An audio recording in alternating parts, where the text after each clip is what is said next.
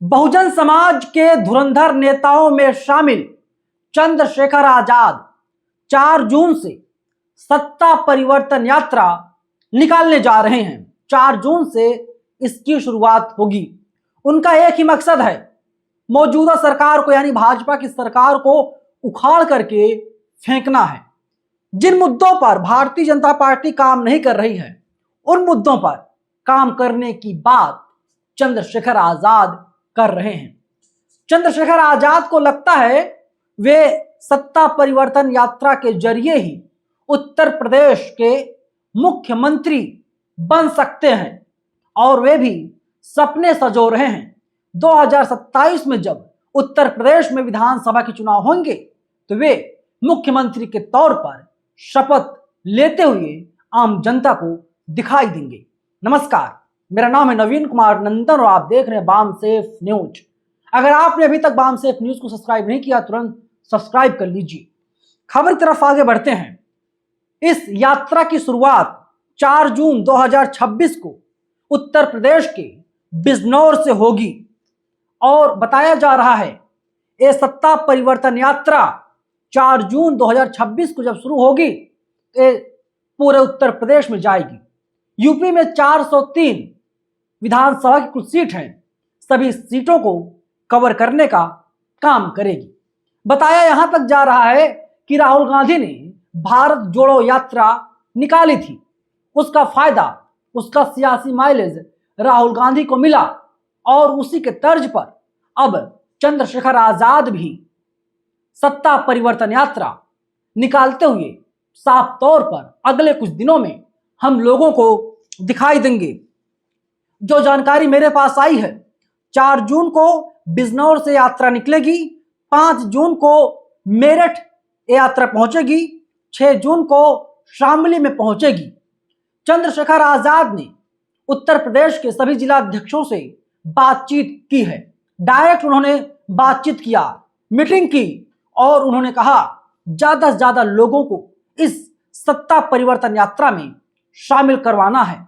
जो दबे कुचले हैं, सिस्टम के मारे हैं, नीट के अभ्यर्थी हैं, जिनको नौकरी नहीं मिल पा रही है, जिनको नौकरी से निकाल दिया गया, जिनका डिमोशन कर दिया गया, जैसे शिक्षा मित्र, उन सभी लोगों को इस यात्रा में शामिल करवाना है और ये बताना है कि आजाद समाज पार्टी ही उनका भला कर सकती है और चंद्रशेखर आजाद को उत्तर प्रदेश का मुख्यमंत्री बनाना है।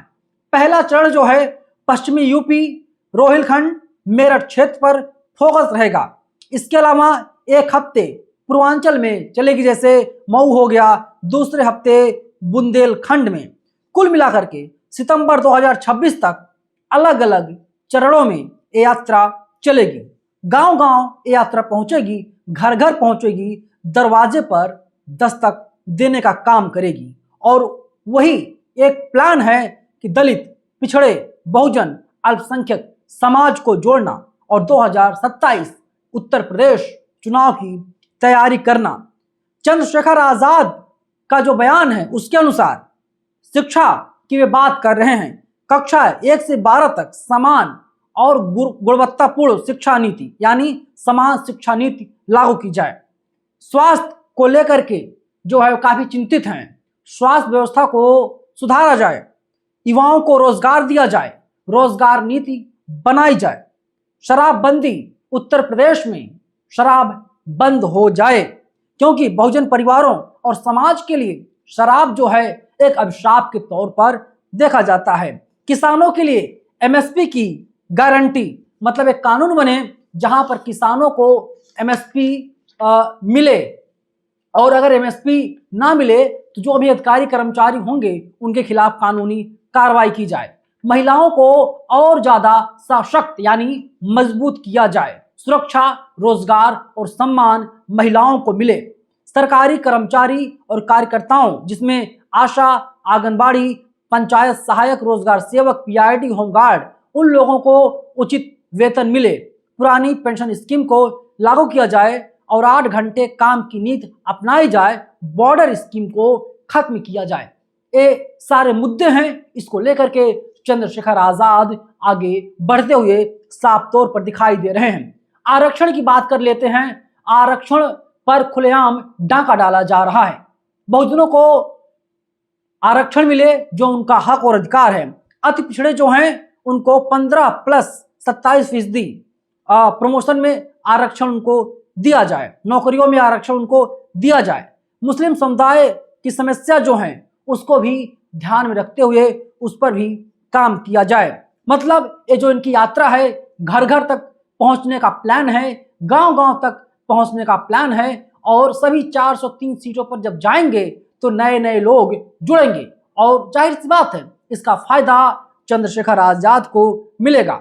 बाबा साहब अंबेडकर के मिशन पर, कांशीराम साहब के मिशन पर चलने का दावा चंद्रशेखर आजाद खुद करते हुए साफ तौर पर दिखाई देते हैं। उनका एजेंडा बहुत क्लियर है। वे सर्वजन की बात नहीं कर रहे हैं, बहुजन की बात कर रहे हैं। बहुजन में दलित, पिछड़े, आदिवासी, अल्पसंख्यक आते हैं। हालांकि चंद्रशेखर आजाद जो जनरल कैटेगरी के लोग हैं उनके ऊपर कोई कमेंट नहीं करती, उससे साफ तौर पर बचते हुए दिखाई देते हैं, क्योंकि वो अलग एक प्रकार का नया बखेड़ा खड़ा हो जाता है अगर चंद्रशेखर आजाद उनके खिलाफ या उनको लेकर के कोई बयानबाजी करते हैं। तो अब देखना होगा कि आगे क्या कुछ होता है। लेकिन जो बहुजन समाज के लोग हैं दोस्तों, वे लोग बोल रहे हैं कि चंद्रशेखर आजाद को बहन जी के साथ आ जाना चाहिए, बहन जी के साथ आकर के चुनाव लड़ना चाहिए, और उन्हें पूरी उम्मीद है 2027 में बहन जी यानी मायावती जी उत्तर प्रदेश की मुख्यमंत्री बन जाएंगी और चंद्रशेखर आजाद को डिप्टी सीएम उत्तर प्रदेश का बनना चाहिए। लेकिन बड़ा सवाल यह है कि पहल कौन करेगा, आगे कौन आएगा, क्योंकि बहुजन समाज के जितने भी नेता हैं यहां पर हर किसी को बड़ा पद चाहिए। यहां पर सबको प्रधानमंत्री, मुख्यमंत्री बनना है, एक कमी है, और अगर इसको त्याग दे बहुजन समाज के नेता तो वाकई इस देश पर शासन बहुजन समाज के लोग ही करेंगे। 4 जून से यात्रा की शुरुआत हो रही है, देखना होगा आगे क्या कुछ होता है। लेकिन लोग इतना जरूर मानते हैं, कहते हैं कि चंद्रशेखर आजाद जो हैं मायावती जी के भतीजे हैं। चंद्रशेखर आजाद ने दिल्ली में अभी एक प्रेस कॉन्फ्रेंस किया था। उस प्रेस कॉन्फ्रेंस में चंद्रशेखर आजाद ने साफ तौर पर कहा 2012 तक हमारी सरकार थी तो बहुजनों को हक और हुकूक मिल रहा था। तमाम लोगों ने कहा कि तुम्हारी सरकार नहीं थी बल्कि बहुजन समाज पार्टी की सरकार थी। मतलब मायावती जी की सरकार को अपनी सरकार बताने का काम चंद्रशेखर आजाद साफ तौर पर करते हुए दिखाई दे रहे हैं। इसके मायने साफ हैं कि चाहे मायावती जी मुख्यमंत्री बने, चाहे चंद्रशेखर आजाद मुख्यमंत्री बने, लेकिन इस देश में सरकार बहुजन समाज की होनी चाहिए। बहुजन समाज के लोग ही उत्तर प्रदेश के, जो देश का सबसे बड़ा सूबा है, उसका मुख्यमंत्री अगर बहुजन समाज का आदमी बनेगा तो समाज का भला होगा। और 2027 का चुनाव कोई छोटा मोटा चुनाव नहीं है, बल्कि एक तरीके से 2029 के लिए सेमीफाइनल है। कहा जाता है जो उत्तर प्रदेश जीत लिया समझो उसका कब्जा दिल्ली पर हो गया, यानी वही पार्टी केंद्र पर राज करेगी, वही पार्टी केंद्र में सरकार बनाएगी। अब आप देख लीजिए, उत्तर प्रदेश और बिहार में भाजपा की सरकार है, महाराष्ट्र में भाजपा की सरकार है। 3 स्टेट बहुत ज्यादा महत्वपूर्ण हैं और तीनों जगहों पर भाजपा की सरकार है। और अगर यहां से भाजपा चली जाती है तीनों राज्यों से, तो आप यकीन मानिए प्रधानमंत्री की गद्दी जो है उस पर नरेंद्र मोदी नहीं बल्कि कोई और अन्य नेता बैठेगा। लेकिन जब ये लोग भाजपा को उखाड़ पाएंगे तभी ये संभव हो पाएगा। फिलहाल इस वीडियो में इतना ही, लेकिन कमेंट बॉक्स में आप लोग अपनी राय जरूर बताइएगा कि ये एनालिसिस आपको कैसा लगा। शुक्रिया।